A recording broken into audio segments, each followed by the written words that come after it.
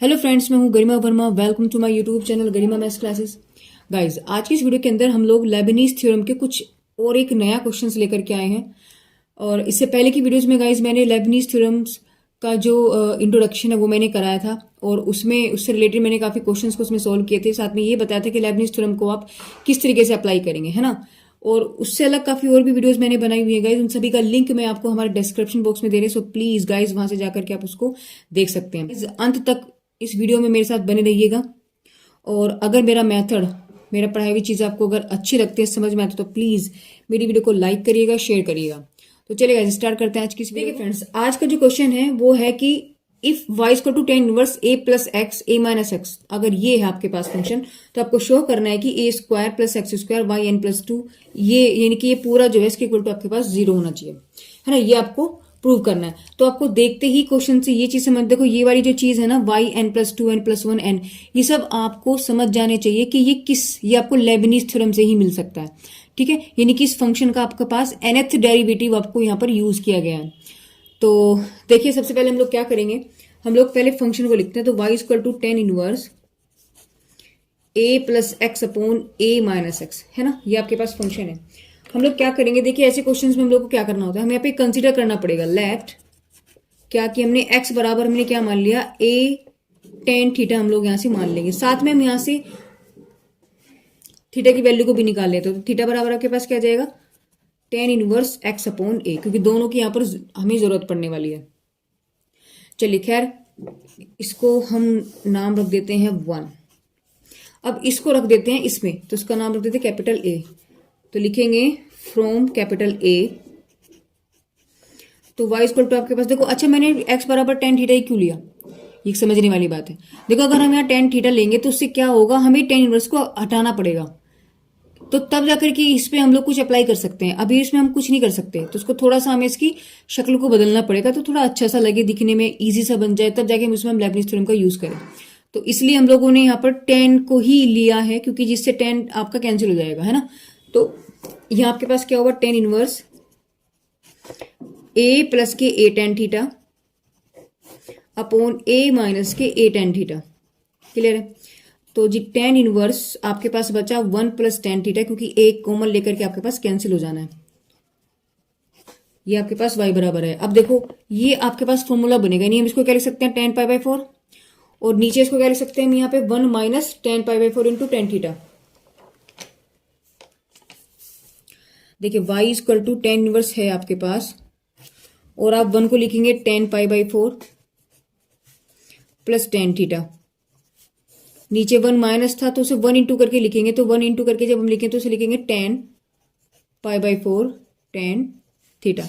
ये क्वेश्चन तो आपके पास क्लास 12th में भी कई बार आता है ना, तो रट भी गया होगा अगर आपने पढ़ा है ध्यान से। तो देखो मैं आपको फिर से दिखा दूं कि मैंने कैसे किया।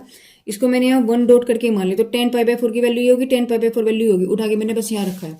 तो इससे क्या हुआ, ये हमारे पास फॉर्मूला बन गया।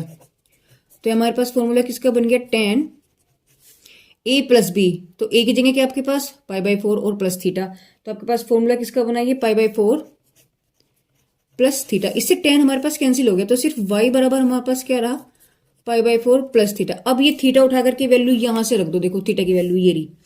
तो लिखेंगे y is equal to pi by four plus tan inverse x upon लिखेंगे फ्रॉम 1। क्लियर है, ये बात हमने यहां पर लिखी है। अब हम क्या करेंगे, देखो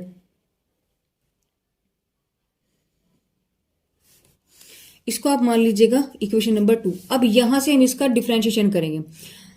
अच्छा, सबसे बड़ी बात है, देखो इन्होंने लिखा है y n plus two. N plus two का मतलब क्या है कि पहले तो जो देखो अभी मेरे पास y बराबर फंक्शन सिंपल बन गया, तो यहां से हम पहले y का 2 बार डिफरेंशिएट करेंगे, 1 बार और 2 बार, यानी 2 बार डिफरेंशिएट करेंगे, देन अप्लाई लेबनीज थ्योरम, तब जाकर के आपके पास ये n प्लस टू निकलेगा, है ना।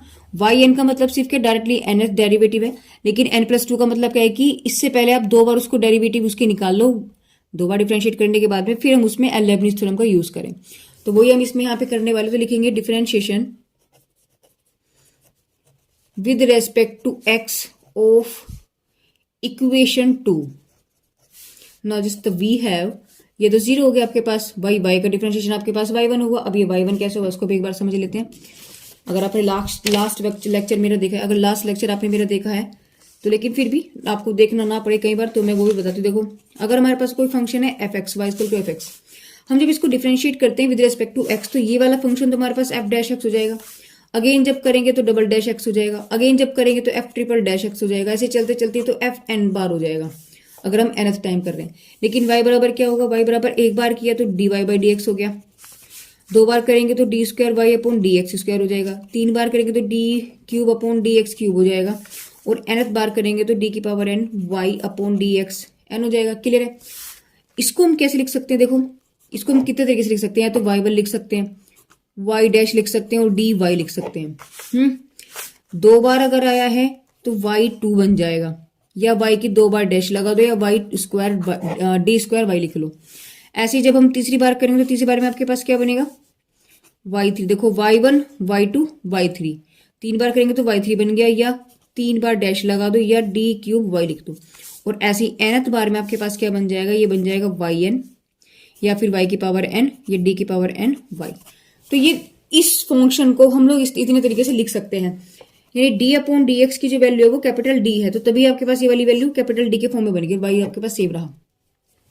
तो देखो जब हमने इसका डिफरेंशिएशन किया आपके पास क्या बनेगा, d y by d x, तो d y by d x को हम क्या लिखेंगे, वाई वन। क्लियर है? तो ये आपके पास कॉन्स्टेंट है, जीरो हो गया। टेन इनवर्स एक्स का क्या होता है आपके पास, one upon one plus x square, that means x upon a का होल स्क्वायर। जब हम एक्स अपॉन ए का करेंगे तो आपके पास सिर्फ वन अपॉन ए आएगा। यहां से जब आप इसको सोल्व करेंगे, देखो ए स्क्वायर ऊपर चलेगा आपके पास ना, ए स्क्वायर नीचे बचेगा आपके पास ए स्क्वायर प्लस के x square dot one upon A, that will be cancel now, तो आपके पास बनेगा ए अपॉन ए स्क्वायर प्लस के एक्स स्क्वायर, यानी वाई वन की वैल्यू आपके पास ए अपॉन एक्स स्क्वायर प्लस के ए स्क्वायर निकल गई।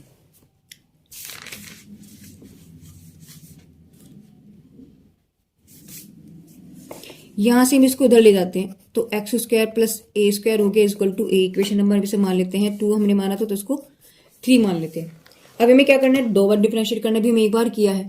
अगेन इसका डिफरेंशिएशन करेंगे तो लिखेंगे again differentiate with respect to x of equation third. तो देखो इसमें एक्स भी आ गया, यानी कि आपके पास अब क्या लगने वाला है, एक चेन रूल लगेगा।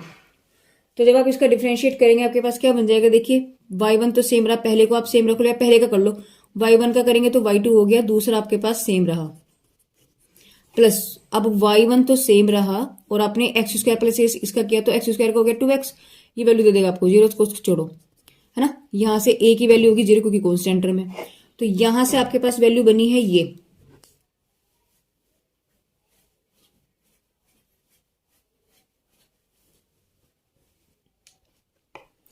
तो इसको मान लेते हैं क्वेश्चन नंबर 4। अब मैंने दो बार डिफरेंशिएट तो कर लिया, अब मेरा काम क्या है, now again apply, again differentiate लिखेंगे, again differentiation with respect to x up to n time, nth times, है ना, by using Leibniz theorem of equation number 4।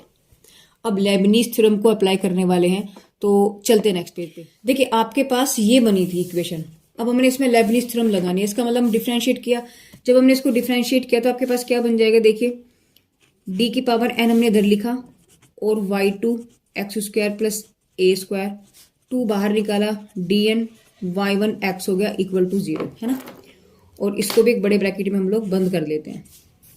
अब लेबनीज थ्योरम क्या है उसको देखते हैं। देखिए लेबनीज थ्योरम आपके पास क्या है, डी की पावर एन अगर यू डॉट वी है तो हम लोग क्या करेंगे, देखिए एन सी जीरो डी की पावर एन यू, और वी आपके पास सेम रहेगा। अब हम क्या करेंगे, ये तो आपके पास एन सी वन हो गया, इसमें से एक पावर कम हो जाएगी और इसमें जुड़ जाएगी, तो डी की power n minus one u और डी वी। क्लियर है? जब नेक्स्ट टर्म होगा तो एन सी टू हो गया, डी की power n minus two u, और डी हो जाएगा square b plus so on, चलते चलते आपके पास क्या बच जाएगा, एन सी एन और यू और डी की पावर एन वी। अब यहां सबसे बड़ी बात यह है कि अगर आपके पास जैसे ये इक्वेशन है तो आप इसमें किसको तो यू मानेंगे और किसको वी, समझने वाली बात यहां पर है। देखो हम लोग वी हमेशा उस टर्म को मानेंगे जिसका डिफरेंशिएशन खत्म हो जाता है, यानी कि जो जीरो की तरफ जाता है। अब जैसे यहाँ है y2 है, अगर मैं y2 को v मान लेती हूँ v, तो v का डिफरेंशिएशन हमें जो इसका डिफरेंशिएशन है तो y2 का डिफरेंशिएशन क्या होएगा, अगली बार करेंगे y3, अगली बार करेंगे y4, फिर y3, y5, y6, ऐसे चलते चलते तो चलता चल जाएगा, एंड तो नहीं होगा। लेकिन एक x ऐसा वेरिएबल होगा कि जिसका हम डिफरेंशिएशन करेंगे तो आपका एक बार करेंगे 2x हो जाएगा, दो बार करेंगे क्या हो जाएगा, 2 आ जाएगा, तीसरी बार करेंगे तो 0 हो जाएगा। बात क्लियर है। इसका मतलब हम लोग x वाले टर्म को हम हमेशा क्या मानेंगे, v मानेंगे, और y वाले टर्म को हम हमेशा u मानेंगे। तो यहां से आपके पास क्या हुआ, ये तो u है और ये v है, ऐसे यहाँ पर ये u है और ये v है। तो अब यहाँ पर हमने जब अप्लाई किया तो आपके पास क्या बनेगा, देखिए नाउ वी हैव, इसके अकॉर्डिंग ये चलेगा। देखो NC0 की जो वैल्यू होती है वो 1 होती है, हमें लिखने की जरूरत नहीं है, तो हम डायरेक्टली लिखेंगे यहाँ से। तो आपके पास बनेगा d की पावर n y2 और x square plus a square same रहा है ना, प्लस आगे अभी तो खुलेगा, कहाँ तक खुलेगा, जब तक ये पावर d की बराबर के समान ना जाए। तो देखो y2 अब लिखेंगे nc1 dn माइनस y2, एक बार d इसमें आ जाएगा x square plus a square, plus ये हो जाएगा आपके पास nc2 dn माइनस 2y2 और d स्क्वायर हो जाएगा तो x स्क्वायर प्लस के a स्क्वायर प्लस। अब देखो क्या मैं अगला टर्म भी लिखूं क्या, नहीं, देखो ये तो चलता रहेगा, लेकिन इसको देखो d का हमने यानी कि x स्क्वायर का एक बार किया 2x आ गया, यहाँ हमने कितने बार किया, 2 बार किया, तो 2x आ जाएगा। तो 2x का जब एक बार और करेंगे तो क्या बनेगा 2, लेकिन जब मैं इसे 3 बार करूंगी तो 2 की वैल्यू 0 हो जाएगी। इसका मतलब आगे जितने भी टर्म मैं निकालूंगी वो 0 आ जाएंगे, तो मैं आगे करने की जरूरत नहीं। इसका मतलब क्या है कि ये दोनों पावर सेम आ जानी चाहिए, बस वहीं रुक जाओ। तो ये चीज निकल गई। अब ये वाला जो हमने एक्सपेंड किया है ये पहले वाले को किया है यहाँ तक, अब दूसरे वाला एक्सपेंड करेंगे तो वहां आपके पास 2 बाहर लिखा है, तो इसको भी लिखना है। देखो NC0 की वैल्यू आपके पास क्या हो, 1 होती है, तो उसको लिखने की जरूरत नहीं है। अब हम लोग यहाँ से चलेंगे, d की n y1 x सेम रहा, प्लस NC1 हो गया dn माइनस 1 y1 और dx, बस ये यहीं तक चलेगा। क्यों चलेगा यहाँ तक, क्योंकि मैंने बोला पावर सेम कर लो। देखो यहाँ आपके पास 2 थी, यहाँ 1 है तो 1 है, क्योंकि एक बार करके 1 आ जाएगा, और जब मैं आगे करूंगी स्क्वायर तो आपके पास 0 हो जाएगी वैल्यू, तो आगे की जितने भी टर्म हम निकालेंगे वो 0 ही बैठेंगे। इसलिए ज्यादा सिरदर्द पालने की जरूरत नहीं है, सिर्फ पावर आपके पास इक्वल हो जानी चाहिए, वहीं रुक जाओ। अब करेंगे इसको सोल्व। देखो यहां से आपके पास क्या निकला, अब ये देखिए, देखो अगर आपके पास d की पावर n y2 है तो हम लोग क्या करते हैं, देखो ये जो है ना ये नीचे आ जाती है और ये जो है ये इसमें जुड़ जाता है। अगर आपके पास ऊपर dn माइनस 1 है, यहाँ आपके पास y3 है, तो ये क्या बन जाएगा आपके पास n माइनस 1 यहाँ हो जाएगा, उसमें 3 जोड़ दो तो क्या बन गया आपके पास yn माइनस 2, है ना। तो ये ऐसी चीजें चलती हैं आपके पास। तो यहां आपके पास क्या बन जाएगा yn plus 2 x square plus a square plus nc1, देखो nc1 की वैल्यू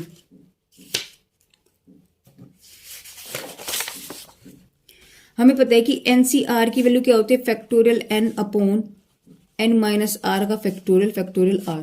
क्लियर है। अब अगर मैं NC1 निकालू, NC1 यानी r की वैल्यू क्या है आपके पास, अगर मैं NC1 निकालती हूँ तो वैल्यू क्या बनेगी, देखो फैक्टोरियल n r की जगह 1 रख दो तो n माइनस 1 फैक्टोरियल 1 फैक्टोरियल, तो n में से n बाहर निकालो तो n माइनस 1 का फैक्टोरियल आ गया, नीचे आपके पास n माइनस 1 का फैक्टोरियल है और फैक्टोरियल 1 ऑलरेडी 1 होता है, ये दोनों कैंसिल, क्या बचा n, यानी इसकी वैल्यू क्या निकल गया आपके पास n। तो जी इसकी जगह हम लोग क्या लिखेंगे, यानी इसकी जगह जो आपके पास आ रहा है, देखो ये हम जहां भी कहीं यूज होगा उसकी वैल्यू हम n लिखेंगे, तो बन गया आपके पास n। जी कैसे बन गया आपके पास y, देखो n माइनस 1 प्लस 2, तो क्या बचा आपके पास n प्लस 1। इसका डिफ्रेंशिएशन अंदर करेंगे तो 2x ही आएगा, बाकी ये तो 0 हो गया, तो चलो जी ये भी हो गया।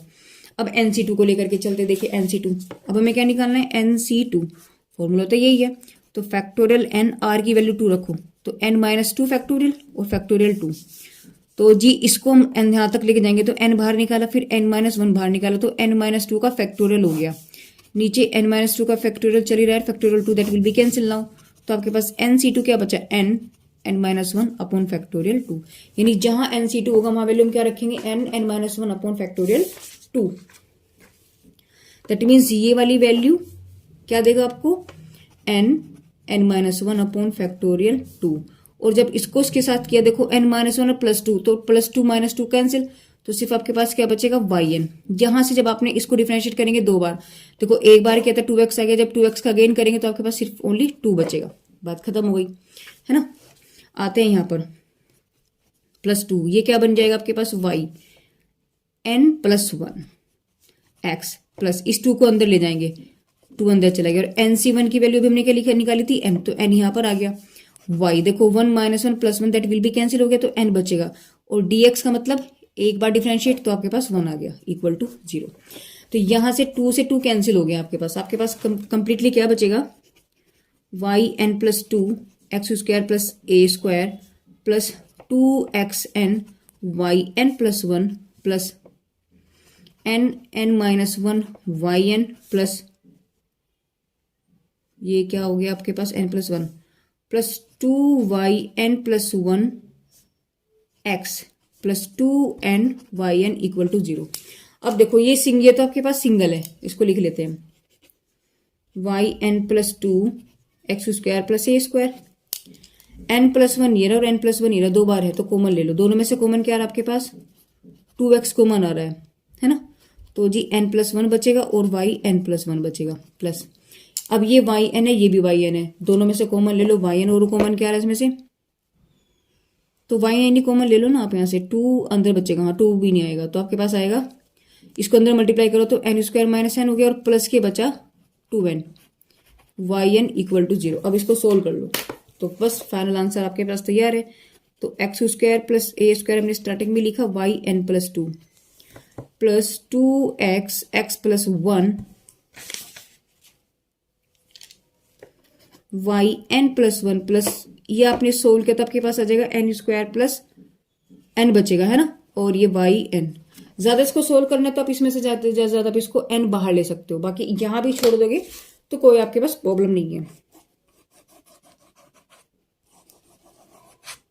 तो यही हमें यहां पर देखो प्रूव करना था, मिला लेते हैं एक बार।